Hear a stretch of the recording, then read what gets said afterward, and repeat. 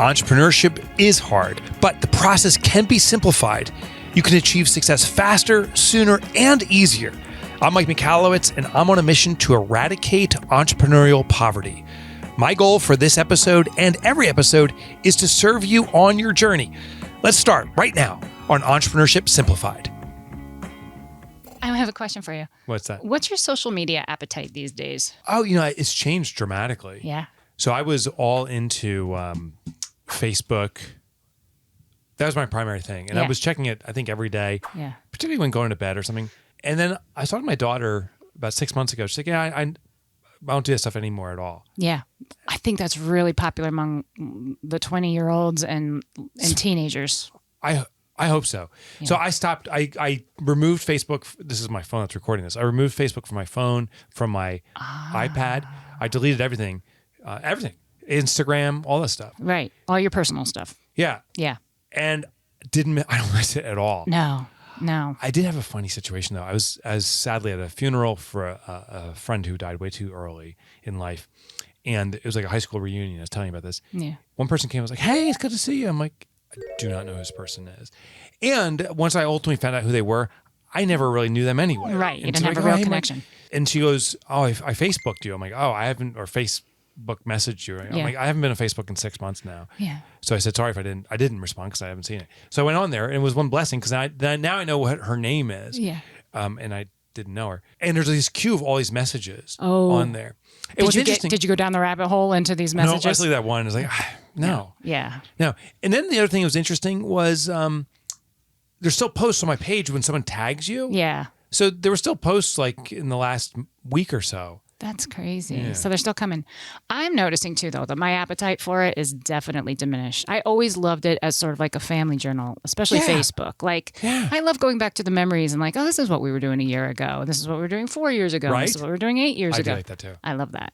But yeah, I'm kind of losing the energy for it. But the thing that keeps me on there is connections to people who I genuinely love, but I can't see regularly. And you kind of wouldn't be in the know about what's going on in their lives or their kids' lives if you weren't on there. Yeah. Or I feel guilty for not like wishing that person who I went to high school with happy birthday on their birthday. Because you're so socially connected, and that's who you are. And that's like the kindness, and that's the connection. That's like, how do you not do that? But I am also feeling like. Well, I wonder, is Chris on there ever? Chris just got an Instagram account, and he's Never. He checks it maybe once a day, and he's pretty good actually about, commenting on things. But I find like Instagram, I scroll sometimes if I'm in a mood to, or if I'm in a waiting room kind of a thing, I'll see myself scrolling, but I don't follow a lot, and I don't, I don't get myself not on Instagram. I don't know how to work. I don't know how to, people are like, oh, I'll message you on Instagram. Like, you can? I didn't even know that. But I won't find it. But the irony is they say, but Mike, I see you all the time because we have a social media team, and that's what I don't think many people might recognize. Right. So Jenna, Andrea. And the team are facilitating that. So there's constant content. Yeah. But I'm not using it. Yeah. I hear you. Well, speaking of social media. Yes. I saw a post on Instagram from Sir Richard Branson, and it said, if you want to be a successful entrepreneur, you've got to learn to delegate. Yes. So that's not brand new news, but definitely falls into the category of easier said than done. What's interesting about Richard Branson is I think he's started over 100 businesses. I think it's maybe over 200. I don't know. Incredible. And it becomes so obvious this one person can't be running all these businesses. Technically, if he has, say, 100 businesses, that means he don't have 3 days per business, or 4 days per business that he can work on these businesses. So clearly he can't. Yeah. And yet I think so many entrepreneurs think that they have to and should do everything. And that's a big mistake. Yeah. Well, today I want to dig in and find out, how do you not only figure out how to delegate, but know what to delegate. But before we do that, I want to introduce you to our audience. Mike, you are our business author guy. Yeah. And something people don't know about you is that you have owned or invested in 17 companies. Yeah, currently I'm in 17 businesses. And Yeah, so I think people know our author business. That's a business. Profit First Professionals, some have absolutely heard of. Then I also have Run Like Clockwork. That's with Adrian, the All In Company with Danielle, Pumpkin Planter Biz with Donna. These are businesses that I have a interest in through a licensing agreement. And then I started Prosper Group about a year ago, where we started investing in businesses. And instead of infusing money into these businesses, it's usually they simply need a new perspective, new ability. And so what we do is we hire those people, we pay for it in return for a share in the success and profitability. But we only do it for a short period, about 5 years.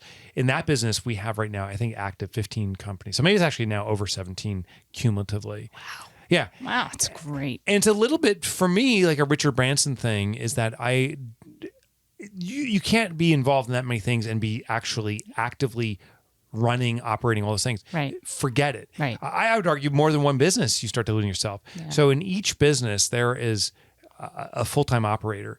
In Prosper Group, there's Greg Eckler, who's overseeing those relationships. In Profit First Professionals, there's Ron Saharian. There's also Billy and Greg, who are the operators and integrators. They're, and that's how I've been able to do that. Right. So yeah, it's a little known fact. Right. Right.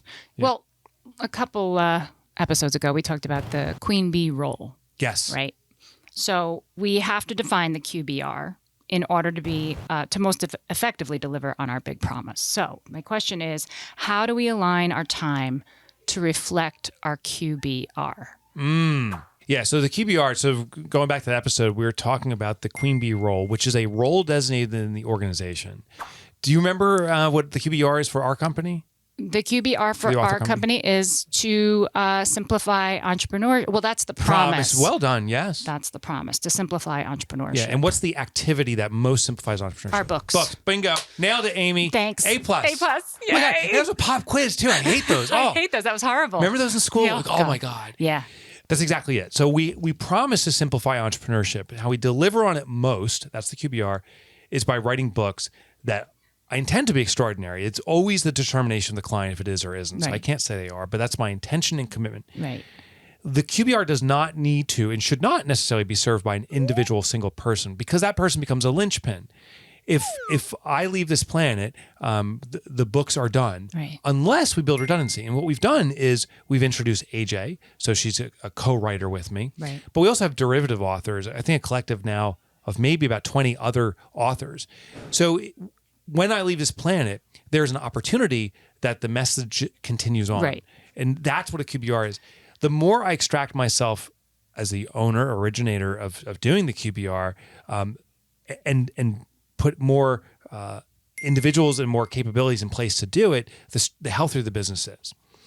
So we have to realize it's not an individual, and it shouldn't be. If it is right now, the first thing you need to do is start determining how can you bring about other individuals supporting it, so there's no dependency on a single person. Some businesses are easier than others. Like if you're in manufacturing and your QBR is the quality of your promise is the quality of the product, and the thing that most represents that is the assembly. Yeah. You don't have one person assembling. In something that's more creative, like books or painting, it's more difficult. But I wrote a story about this guy named Peter Lely from the, I think, 1600s. He was a painter. He painted portraits. Like if you go to those old medieval dungeon castles, mm-hmm. Yeah, and you see on the wall that portrait that's like 18 feet tall, yeah, of a person. Most painters painted that by themselves. Peter Lely would sketch the elements and then go back to his studio. Thank you very much for filling in the blanks. And his colleagues would finish it. He became prolific. He painted thousands of paintings, whereas contemporaries did maybe 100 in their lifetime. Even in these kind of artistic, creative spaces, you can build a QBR. So devoting time is the question. Step one is remove yourself or having a single person do it. Step two is it has to be the primary function. And so for most businesses, we first assign those tasks and then assign the other tasks around it. You're giving me an example now because I need one, right? Yeah. Okay. So let's talk about manufacturing. We make, I got markers here, right? So we make these markers. Yeah. And it goes through a sequence of things. And what our big promise is to our customers that we have the highest quality marker, mm-hmm. that it is maybe we'll say to an extreme of ruggedness. So this is military applications. You can waterproof, run a truck over it. Gotcha. Right. So not your ordinary marker. Well, then we have to ask ourselves, of all the things we do in our manufacturing process, what makes it the most rugged? Is it the ink and its ability to be waterproof? Is it the encasement around it? All those things are important. We have to pick, of those things, what one is the most important. So a technique I use is I'll put a sticky note out for each element I think is of critical importance. The ink quality, the encasement or packaging, strength, right? And maybe some other elements. Then through deductive logic, I say if I have 5 items here and I say only 4 could be the most important, which one would I remove for now? And I delete it. And I have 4 left. And I go through that same process until there's 1 left over. So it's deductive logic. And maybe I'll say it's the casing that's most important because, it's got to withstand a truck rolling over it and soldiers running around the field and falling on it. And so all that other stuff is important, but the casing is the most important. So when I look at my manufacturing sequence, I focus in on the casing and saying, is the sequence allowing it to be the best encasement? And for example, one thing I may notice is that, prior we were, the case for the pen would come, we would spray paint it in our spray paint machine, bake it nice and hot, and then we'd insert the ink. But we've noticed that by baking it, it reduces the strength of the encasement. So then I say, well, we're going to maybe change the sequence. First assemble it, and then we spray paint it, but we can't heat dry it. And we have to consider every element of the sequence once we know what the most important thing is. Gotcha. So step 2 is, what is the most important thing? I'm not saying the other things aren't important. Right. I'm just saying they can't be the most important. The definition of most is 1. Okay. Then we revolve our sequencing around it to make sure it's protected first. As an author, the most important thing is writing. Erin is my assistant. Yep. She does my schedule. One thing she knows. God bless her. God bless her. Because you're handling it in her absence. Yeah. Sheesh. She knows when she's scheduling me that there has to be book time, particularly during the in-season. And that gets scheduled first. There was an old analogy that's supposedly happened at some college. A professor went in front of the students and said he had rocks, maybe you've heard this before, pebbles and sand. And he fills the bucket with sand. He goes, sand represents all the day-to-day stuff. Pebbles represent the bigger elements of life, and the rocks are the most critical. And he goes, let's talk about the daily elements. And he pours into this jar all the sand. Then he tries to add the rocks and pebbles, and you can't because it's filled with sand. And he goes, this is how most people live their lives. They prioritize every small issue. All the minutia, and then the big things will never fit in. Right. He goes instead, and he puts a new jar. He says the biggest elements of life are these rocks. He puts them in, and they fill in. And then he takes the pebbles, and they fill in the crevices in between, and then he adds the sand last, and it fills in perfectly. And he goes, now everything's been addressed. So what are the big rocks? That's what the QBR is. It has to be prioritized first in scheduling or in sequences, so it's cared for most, and the other things fill in the crevices around it. Cool. That's how you do it. Okay. Now I want to move on to the 4 Ds you talk about. Yes. Please. Can you tell us what they are? Yeah. And what they mean? Yeah. I wrote about this in Clockwork, and I enhanced it in the Clockwork Revised and Expanded Edition, which is the current edition now. What I discovered is businesses have 4 functions effectively that go on. And this is true for the entire business. So at our company, we have doing activities. That's the first D. And doing is anything that is a deliverable to the client or is an administrative or some kind of support to deliverable. So the work you do, like special projects, shipping gifts and books, those aren't a deliverable on an invoice, something that we build for, but it does support the client experience. So any of that stuff is what we call doing. Right. The next D is what's called deciding. And it's necessary on a very limited basis, but it's ultimately the biggest trap. Deciding is where if you and I are just working together, it's just me and you. Yeah. And you come to me, I'm the boss man. You say, Mike, what should I do next? I say, oh, you know what? Can you go please ship those books? I've made the decision on your activity. So deciding is where a person in a superior titled position is assigning out work through what I call task rabbiting. I'll tell you to do. You don't really think, you just do. And then you come back. Yeah. Gotcha. And so a lot of businesses get hamstrung by this. Yeah. Because imagine you're the boss, I'm the employee, and then we have 10 other employees. Now you're in your office trying to work on the project. And I'm like, hey, Amy, what should I do now? And you're like, go package the books. And the next person walks in, hey, Amy, what should I do? Go wash our vehicles. Like, all you can do is be stuck in these decision-making for everyone else. Right. It's a trap because A, you can't do the most critical zone of genius work that you're capable of. Mm-hmm. Secondly, the employees aren't empowered to think on our own. And in fact, I'm served better by coming to you and simply asking for instructions and then following instructions. Because if the instructions don't get the outcome that you wanted, not my fault. Right. You told me, Mike, you said ship the books. I did, Amy. If it does get the outcome you want, I'm the hero because I can follow instructions. Okay. So it becomes this trap where employees are served by following the instruction set. And the owner's served through ego. So it's a trap. It's necessary, but in small tastes. Right. The next level is delegation.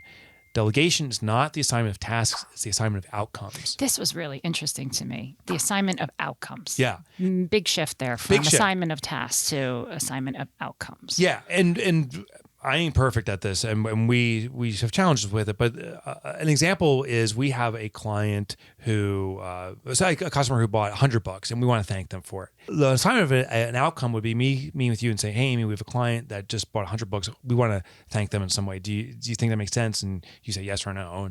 And say, great, would you please be of service to that? Giving you the freedom to determine how to do it. Right. As opposed to saying, Amy, this person bought 100 books. What I want you to do is buy this gift, do this thank you note, and so forth, which is common for me to do. That's my default. But the better mechanism is just for you to take it on. Right. Own it. Own it. What this does is, it alleviates me, the boss man, from controlling scenarios so I can focus on things that I need to focus on. It gives you a sense of empowerment. You get to determine direction and so forth. Now, the risk, of course, is what if I do it wrong? Yeah. Or what if it doesn't get carried out the way you would really have liked it? You really wanted a ribbon around that, and that wasn't even in her, mindset to do. So that's a tricky. It's very tricky, and it's the onus of the boss man. I'm just using it as the person in the superior role. Is you achieved an outcome that you've determined is the best outcome, and that is the best outcome. Just because one person, the owner, thinks this is the way we should do things, it's just one person's opinion. Right.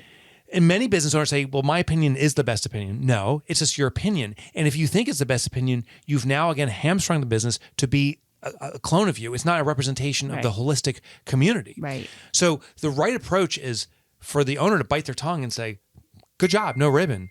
Not because that was right or wrong. It was simply the way that you saw it best served. And if I stop that correcting of you, because it's not really a correction, it's just my opinion, right, you'll be more empowered and say, good. Yeah. And you'll more likely to repeat and continue forward. Right. I know there's more to do, but like how hard is that to do? Like it's thinking hard for both of us because we've lived this, right? Yes. Yeah. It's hard for you not to say, am I doing this right? Because you're expecting the affirmation. You've been trained and raised on that. It's hard for me not to say this is the way to do it because I've been trained and raised on that. Right. But it links us on forever. Yeah. It simply says we have to repeat this process again and again. Yeah. And it doesn't break that freedom or bring that freedom back. What about something like, in this instance, something like a form? Say we had a form, and every time you needed me to ship something, there was a form, and it had all the check boxes, so I knew exactly what you were looking for. That kind of is a little bit of a crutch, though, right? A little bit of a crutch, but it is the right also approach because if I simply say let's freewheel it every single time, now we have anarchy, and we don't know. So there is best practices. Okay. So here's the best approach for delegation. I go to you and say, Amy, we have a customer that's bought 100 books, and I want to thank them. What do you think? So you know what, we should thank them, and I think gifts is the best way to do it. Great. Then I can say we do have a best practice. Historically, we've given gifts, and here's the sequence. I'm going to give this to you, and if you find that there's a better way as you move along this path, follow the different way. Use this as a guiding, just to know our history, but not necessarily the proven way. And when you find a better way, I want you to document it next. So now we have a best practice that's evolving and improving. Yeah. Here's a great example. We had Stella Grisant. Mm-hmm. She's a fellow author who, by happenstance, moved into a neighboring town. Like it's literally, crazy. So such a small world thing. Yeah, biking a distance from here. And so, and she's been such a great supporter of us from 15, 20 years ago. Yeah. So when I heard she was moving to town, I said, hey, we were a great friend, a great ally as a company. Let's do something. And I had just a theme, and we kind of agreed to it. and you modify the theme because some of the stuff that I was thinking, you're like, I can't do this, but here's a better way of doing it. And it became a better outcome. What it was all this gear for the town she moved into. I was thinking, including other stuff. When she saw it, broke down in tears. Oh, Husband came running over. He's like, this is amazing. She had her daughter there and said, we filmed a, what do they call it, unboxing video. She was blown away. If we followed my strict rules, like this is the way we're going to do it, and Amy, don't do what you're thinking, just do exactly what I'm thinking, it wouldn't have been as impactful. So it's proof that it expanded. Now, the opportunity, of course, is for us to record this. And now, to spend an hour recording the step-by-step stuff for something that happens once every eon is ridiculous. Right. But record in our mind that there is at least a better way to do this. So the next time this comes up, we can do it again. Gotcha. The last thing I want to share on this subject is there will be a day that you choose not to work with us any longer, including myself. There'll be a day I choose not. We're going to finish the business 100 years from now or 5. I don't know, but the day will come. The risk is you're going to leave the organization with all this knowledge, including how to wow someone like Stella. And that's going to walk out the door. So our job is to capture that, to record it in some capacity. So as we evolve and new people come on board and people transition on, that we can continue that unabated as a best practice, and they can improve on it. Gotcha. So that's delegation. Okay. What's our fourth D? Okay, so we did doing, which is the activity, deciding, which is control. Delegating is the assignment of outcome. So it's a subtle but significant difference. It's empowerment versus a control scenario. Gotcha. The last one is designing, and designing is as former First President George Bush would say, strategery, right? Which I'm sure he never even said that, but it's the strategic thinking and envisioning for the company. It's the intentional and deliberate extraction of yourself from doing the activity and envisioning the outcomes, and then empowering your team. And your team is maybe it's individuals, but it's also technology, it's vendors, it's the collective to achieve that outcome that you envision. Most entrepreneurs who start a business spend a lot of time working in the design leading up to and including the day before starting the business. Like, I can see this and it's going to be amazing. And the day they start the business, they're thrown in the fire, they go to the doing level themselves, and they stay there for the eternity of the business. And they never again really envision. It's a lost dream. Right. So that design is seeing the dream, but it's seeing it in a dynamic way, because where we are today, we have a lot more information about the business than we did the day prior and the day prior. It's morphic, things change. And we need to, as leaders for organizations, understand how are things changing. When we started our business, the author business 12 or 15 years ago, I don't even remember when we started, you weren't here yet. No. Kelsey wasn't here yet. No. AI didn't exist yet. Right. But now we look at today and the skills we have with yourself on board and Kelsey's on board and Andrea, who just joined us in the last 2 years or so. And the towns, the vision of the business changes. There's external influences and internal. And so part of the job of the design capacity that I serve and Kelsey serves is seeing where we are, and then how do we take the clay we have today and morphing again. Right. And what's the next best step with that? Yeah. And the best way to do that is through, I call it jawbone time. Okay. Where it's just, Kelsey and I will grab lunch, Andrew will come, and it's just, let's just talk through what we're facing. Gotcha.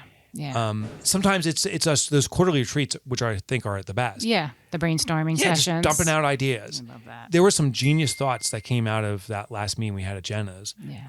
And I'm not even sure who voiced them, but it's because we were together just talking about the future. Yeah. That future thinking came out. Yeah.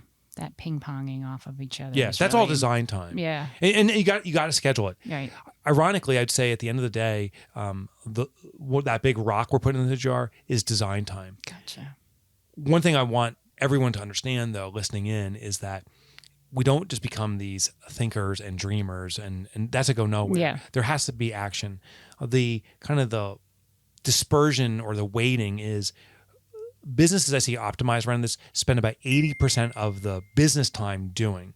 So if I'm a solopreneur, 80% of my time better be delivering to clients or supporting the work that delivers to clients. Right. If I have a few colleagues and I look at our collective input and time, maybe all of your time is in doing, and maybe 70% of my time is in doing, but it balances out that collectively it's 80%. So we want to target that 80% of the company is doing. Okay. And maybe even upwards of 90%. The design time should be about 10%.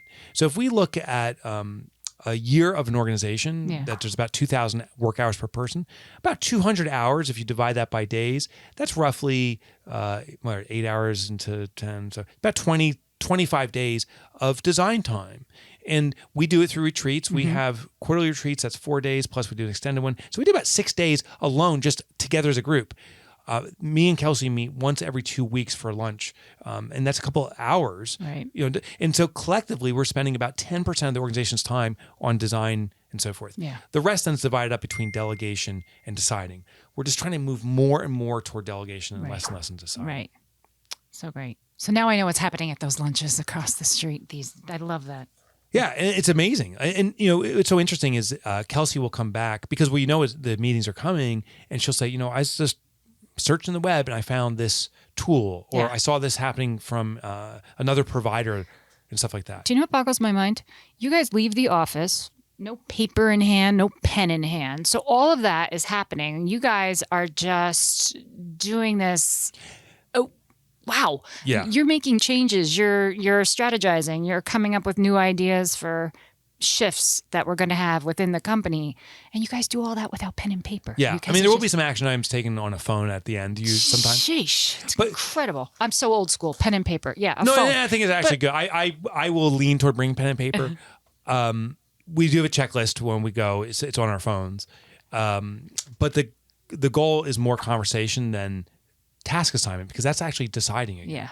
Yeah. Another example is Kelsey and Andrea went down to Nashville last month or 2 months ago to Don Miller's place. Yeah. What a warm, wonderful organization they are. They invited us in. They said, we're going to show you everything we have going on. Yeah. Open books.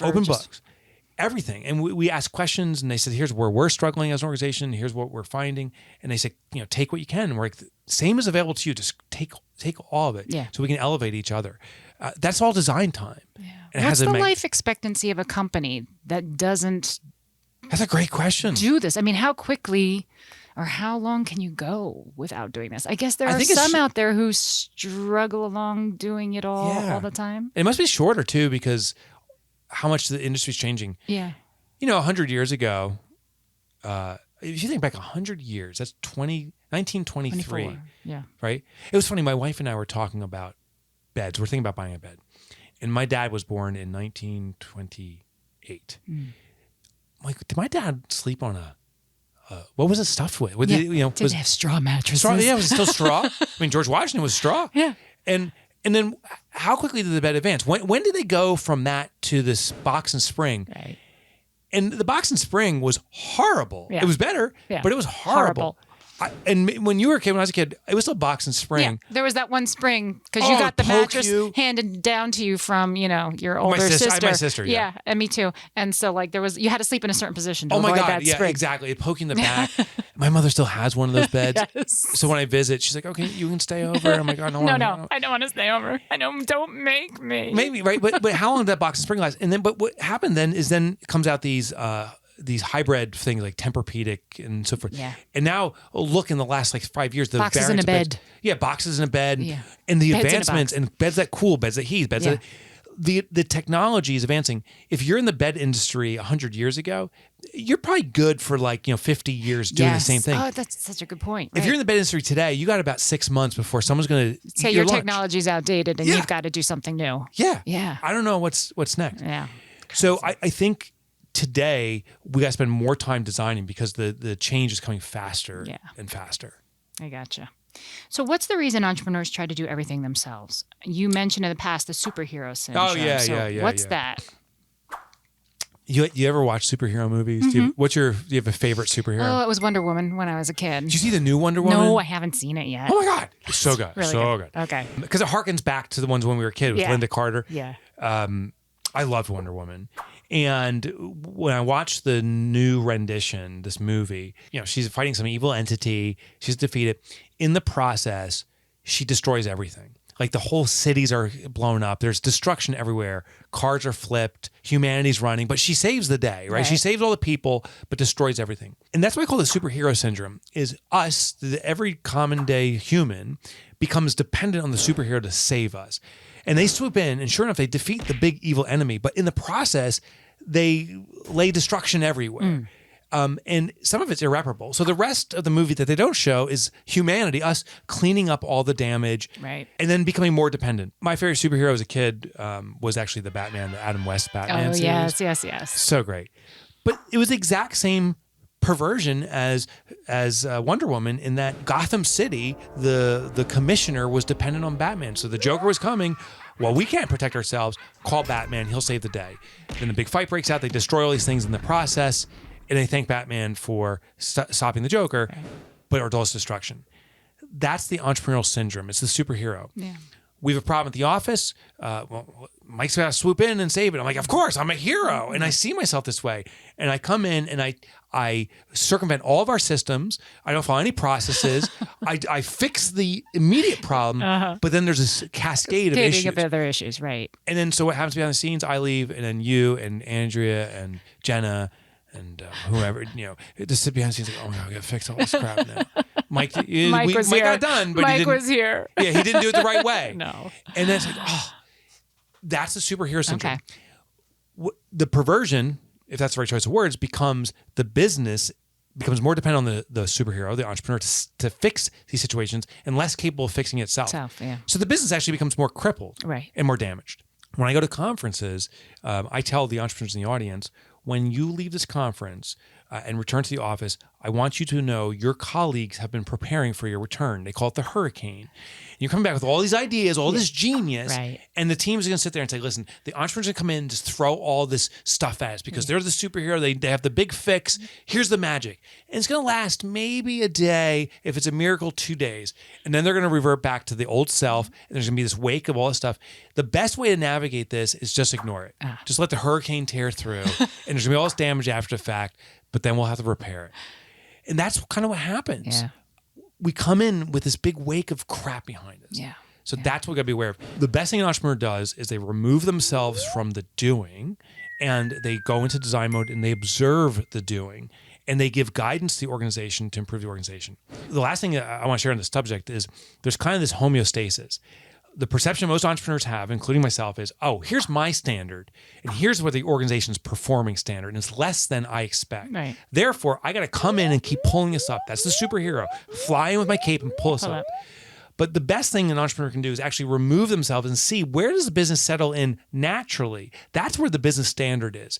Then the entrepreneur's job is to build infrastructure, a hill, a mountain below, so that the standard gets raised. Naturally raised. Yeah. Stop trying to pull it up. Build below to the standard you want to achieve. But first you have to know where the natural standard is. I love that. That's TikTokable. Even though I'm never on TikTok. How do you know it's time to transition from doing to deciding and so forth? Yeah. The doing stage, we're going to use that metric of the 80%. Okay. If 100% of your time, your business's time, is doing, you're in trouble. If 100% of your time is in the designing stage, your business, you're in trouble. So the goal is to build this balance. And let's just follow the 80-20 rule. Measure your business's performance on doing. And you can just do it through time tracking. We do inherently. You guys fill out time trackers. So we know basically what time is being spent where. And you don't have to write down, I shipped out books for 5 minutes. I then called customers. And, it doesn't matter. We know that your work, Amy, is about 100% in the doing stage. So we just measure how much time is Amy doing. Andrea, for example, is about 90% doing, but 10% in the designing. Yeah. And in delegation too. She'll sign out work. So she's probably like 80-10-10. Kelsey is 50-50. I'm 50-50. Writing is my doing work, but and so we just kind of see where people measure in. And if it's out of whack, then we make the adjustments. Gotcha. Is there a number of team members you need to transition from doing to deciding? Great question. Amy, these questions, like they were handed to you. They're so good. Like they were handed to you. I wrote these for you. Like I wrote them for you. Yes, Amy. So there is and there isn't. As a single entrepreneur, a business of one with not a single colleague you're working with, you still can use this system. You have to still work on designing. You still have to have that envisioning. Now, delegation, don't have to worry about so much. You're the only one. Right. Deciding, you decide for yourself. So it's an 80-20 split or a 90-10 split works too. Okay. this doesn't have to be every single day or every single week. Like 90% of today will be working.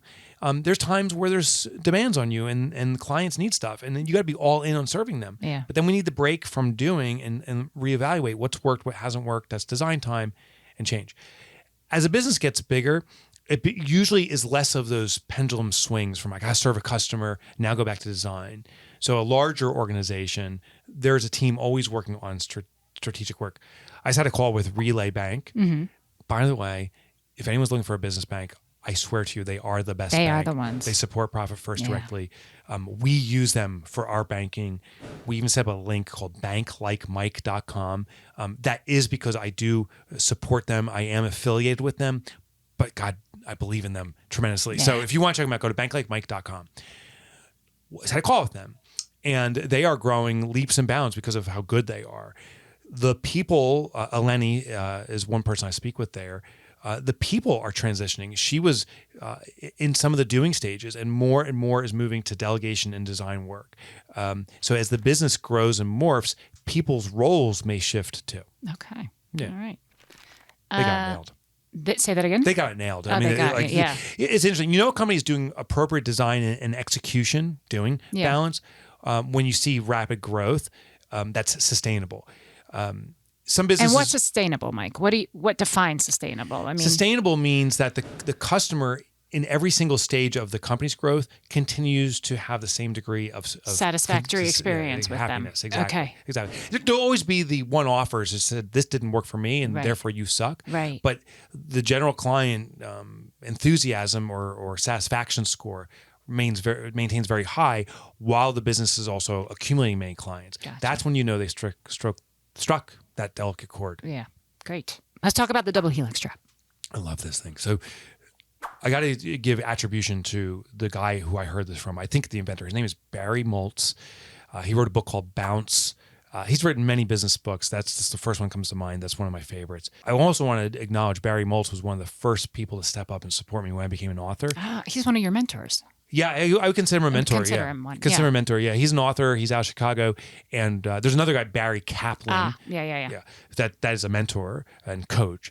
But Barry Moltz, I reached out and said I've written a book, The Toilet Paper Entrepreneur. He didn't know me from Adam. He endorsed the book, read the book. Subsequently came on and supported me in many ways. The double helix trap, he said, is a trap that small business owners fall into, where it's this oscillation between delivering to your client and then trying to sell the next client. So if it's just, say you're just running a business and say you're wearing a pair of glasses, you sell glasses. Yeah. But you make them, it's just you, so you assemble them. You get an order for a pair of glasses. Well, you can't be in the front desk saying, who wants another set of glasses? You got to run back now and make the glasses, prepare the frames, all this stuff. You're back there. Customer walks in, you got this nobody place is up empty, front. They leave. The glasses are done. You deliver to the customer. You're now out front again. There's no glasses to make. You're out selling again. So that's this kind of visual for flip-flopping between selling and doing. Gotcha. What happens in all businesses that if I sell computer systems, once I sell it, the installation, now I have to do the installation. And he goes, for most businesses, they'll have these big swings of selling, collecting money, delivering on the promise they made, which there's no money being collected. So they become starving for money. So they have to go back to selling. And so they just kind of keep on shifting their energy back and forth, like water sloshing in a tank that's moving around. So it's a trap because you'll never escape it until you can sustain the sales while also doing the work. Also doing the doing. So the question is, how do you do it? For most business owners, the best way is to find other people to do. It's actually easier to train the do than the sale. Yet most business owners think selling is and easier. they put salespeople there. I need to hire a rainmaker, someone that sells. Yeah. Oh, they suck. They can't do it. They don't suck. They just don't get how you do it. They don't have your knowledge or experience with the business. That's most entrepreneurs' experience, you think, Mike? Yeah. I need a rainmaker, someone to sell. They can't sell. What's their problem? Nothing. Nothing. They just don't know They don't have the product known or the enthusiasm for it, or the understanding. You know, people buy from a salesperson because they believe in that person. Yeah. And the owner's going to know what can truly be delivered. They can't. Yeah. They establish more faith with their product because they are going to actually deliver because they know what can be delivered. Basically, yeah. I mean, just think about it. Say I'm the person selling glasses. I make the glasses. I own the business. I'm the optometrist or whatever the title is. Right. and I hired a salesperson that's going to sell glasses. We both walk out. Who do you trust more is going to be able to deliver what you need? Right. The optometrist. Optometrist, right? Yeah. So that's why the owner inevitably has a better ability to sell. So to get out of the double helix trap is we need to orient ourselves more and more towards sales, which means you need to hire someone to start doing. And the number one hire to make that almost no entrepreneur does, and it's the least expensive, the most important, is a scheduler. It's a personal assistant. What Aaron does is the most important work to get me out of doing work. Right. It gets rid of time-consuming, important, but minutia work. It allows me to do work that is more technically oriented, harder to hire those type people. But now I have the time to do it and avail time for selling. Right. So if you're listening right now and you don't have a personal assistant, you have a problem in your business. I can tell right away. Hire a personal assistant. You met up with Michael Gerber years ago. What did he say about his book, The E-Myth? I got to tell you about that meetup first. So he and I met for dinner in Mexico, Monterrey, Mexico. I hope I said that right. We were down there. I was keynoting on the Pumpkin Plan. I just authored that book. He's the book of the famous book, The E-Myth Revisited. He's the opening keynote. Guy Kawasaki's there. They're the closing keynote. I'm sandwiched in between in a breakout room, way down there. And as good fortune presents itself, I go out to dinner, and it's me, Michael Gerber, and a few other folks. I'm sitting next to Michael Gerber. I look at him. I'm thinking about clockwork and stuff. Building efficiency. His core theme for his book, The E-Myth Revisited, is don't work in your business, work on your business. This transition from doing to design. Yeah. So concisely and well put. And if you have not read this book and you're a business owner, read The E-Myth Revisited. My God, read it now. And I asked him, I said, is there any problems that are presenting themselves? He's a quirky guy. He likes to throw out an F-bomb every now and then and stuff. And he says a couple of choice words, and then he looks at me and goes, you know what? He goes, yeah, there's a major problem in how people are consuming this book. They think that when you read the E-Myth, that one day magically you'll be working on the business. If you work in the business long enough and hard enough and you really grind it out, one day things just pop in place. Out, yeah. And he goes, that's not the truth. It's the total opposite. I was like, oh my God. And that's why I wrote Clockwork. He was so kind to endorse it. And he says, I wish I wrote this book. Because what it did is what I try to do is show the throttle or transition. There has to be a deliberate extraction process from working in the business to be able to work on the business. It's not going to happen overnight. You're not going to work hard enough that one day it just happens. You have to have a deliberate practice of removing yourself from doing the work. That was the aha that Michael shared. That's awesome. He was good. Yeah. He was good. What a great dinner too. Yeah. Yeah. Well, He was, one thing that was interesting, this is, I hope not too private. There was many speakers and they all has the same hotel. And I was walking to my room and we were all put in the same floor, same area. And one room had a guard outside. A guard? A guard. Michael Gerber had a 24-hour guard outside his door. Armed guard? I did not know. Security guy? Security guy. I don't know if he was armed. But my guy Kawasaki was there. Other people were there. And he was the only one. He was the with only security. one. And I'm like, isn't that interesting? That's interesting. That makes you curious. Yeah. I don't know if he had a bad experience in Mexico before. I don't know what happened. Yeah. So there you go. Good stuff. Why do most entrepreneurs never break out of the do stage? I think we did that. Yeah. So most people don't break out of the do stage because of the ego addiction. So let's tackle that. It's this kind of bipolar kind of experience in that we say we started a business so that we can have financial freedom, so that we have personal freedom, do what we want, so we can have impact and not have a business that's dependent upon us. It was the reverse. I want the business serving me. And yet on the other side, our ego is satisfied by us doing all this work. It's a demonstrative of how effective we are. Right. And what a hustler you are. Yeah, a hustler, and it shows importance. So we got trapped by this. I'm more impressed when I go to meet entrepreneurs and I ask them, how's business going? I go, oh, great. I'm like, oh, what are you doing? I go, I haven't been there in a few weeks. Like someone that's not there. I'm impressed by the retail store owner that is not in the retail store working it, but they're not there. Yeah. And yet, societally, we say that retail store owner's got to be in there working and grinding it out. Yeah. And that's not the truth. That's a lie. It's a shame that we choose to judge others that way. But gosh, we really start judging ourselves. It's the removal of ourselves from being in the business. It's the empowerment of other people to work in the business if that's what they want to do. Right. We talked about that, I think, on the first episode. I don't know if we'll release that episode. We may re-record it. But nonetheless, I believe the number one job of an entrepreneur is not to do the job. It's to create jobs. and empower other people to have the opportunity. If you're doing the work, you're blocking other people. So Right. get your ego out of that's impressive that you're working. Right.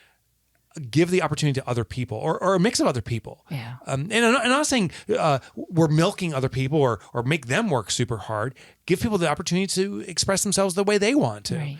In our company, everyone minus Kelsey's part-time and Yeah. myself. I mean, right? Yeah. You're part-time. Yeah, I'm Andrew's part-time. part-time. Andrew's part-time. Jenna's Jenna's part-time. Corday's and part-time. And Corday's part-time. And Aaron's part-time. Yeah. And Dayla And Dayla's full-time. time and Kelsey's full-time. And Kelsey's full-time. Yeah, Kelsey's full-time. What I think is we set an environment where everyone has an opportunity to do what they want to do. Yeah.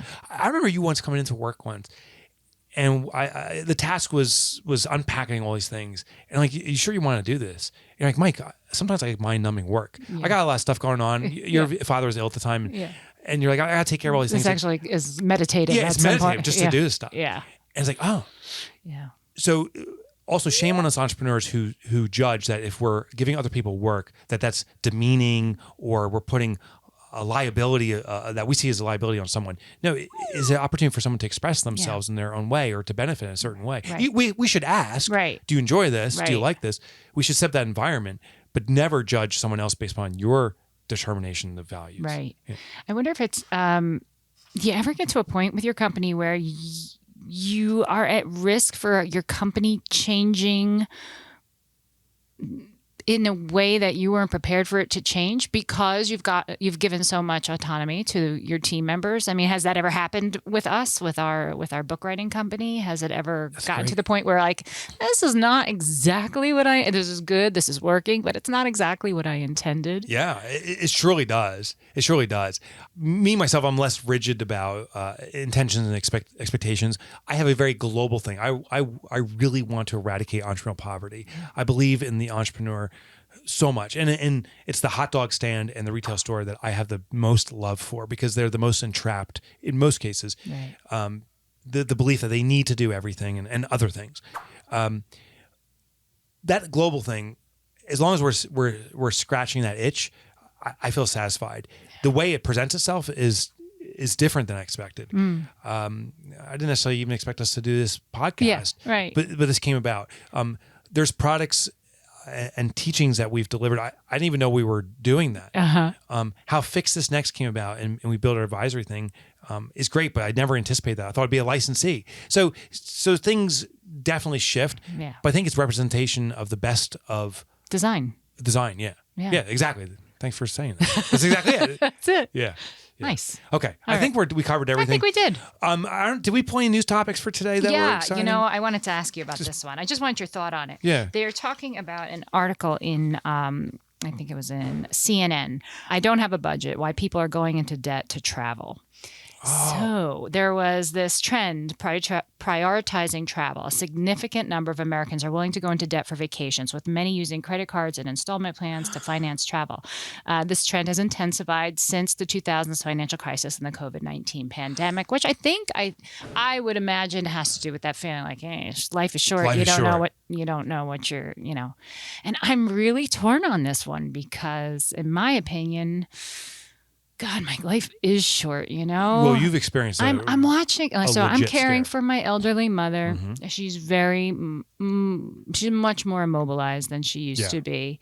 And she's never traveled. She's never been to Europe. Oh, I didn't realize that. I mean, she's traveled in the States and she's had a wonderful life in the States, but she's done some amazing travels. She was one of only 2 women in Montana's forestry school in the 1950s. And like, she's a pioneer in a lot of ways. She's had wonderful experiences, but she's never gotten out of the States.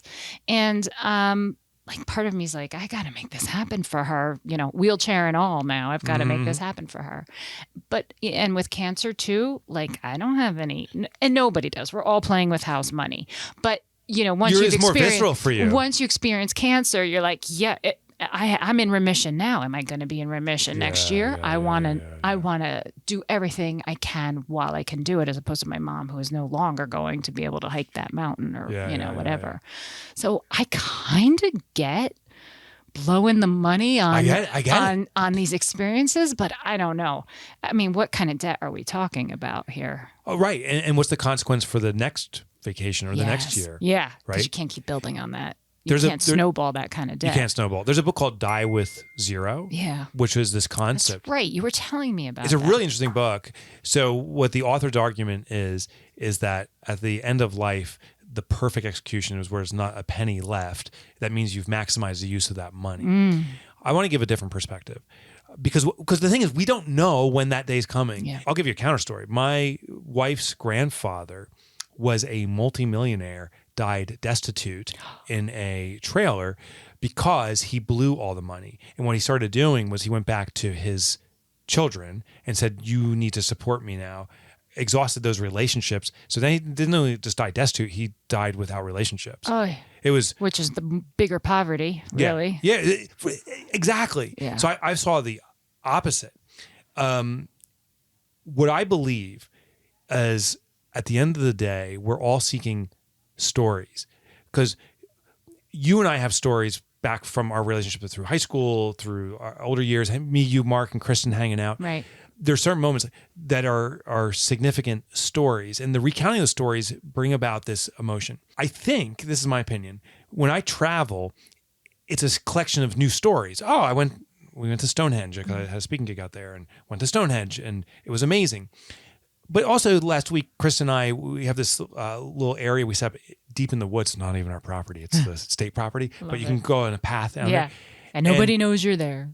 Yeah, and I was drinking my kombucha and she was drinking her wine, and we just had great conversations about life and the meaning of life and stuff. I'm like, oh, that's a great story. It's memorable.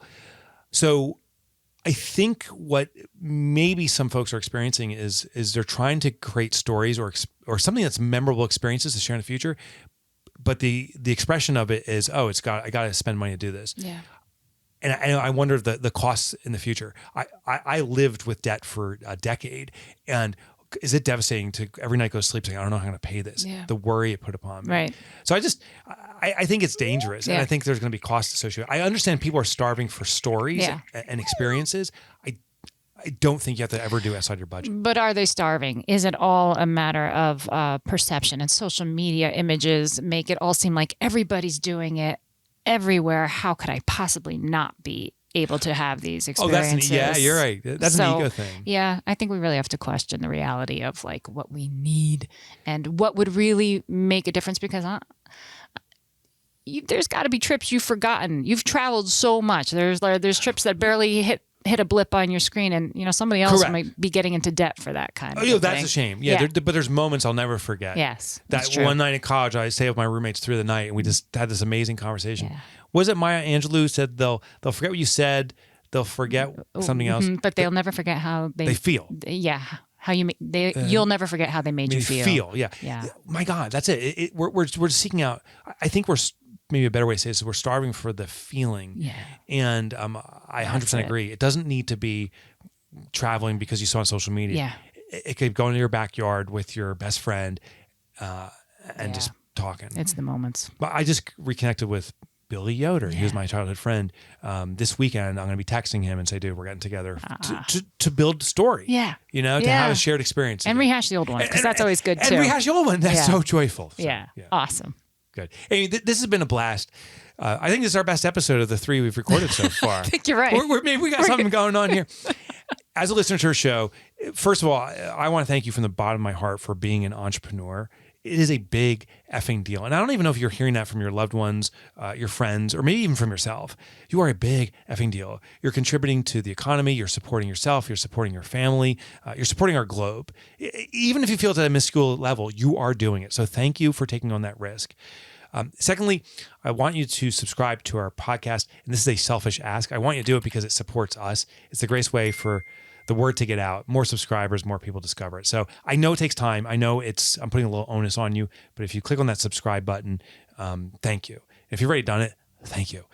And last and least, I am wishing you tremendous success. The world is starving for successful entrepreneurs. So keep at it, and we'll see you in the next episode. Bye. Bye.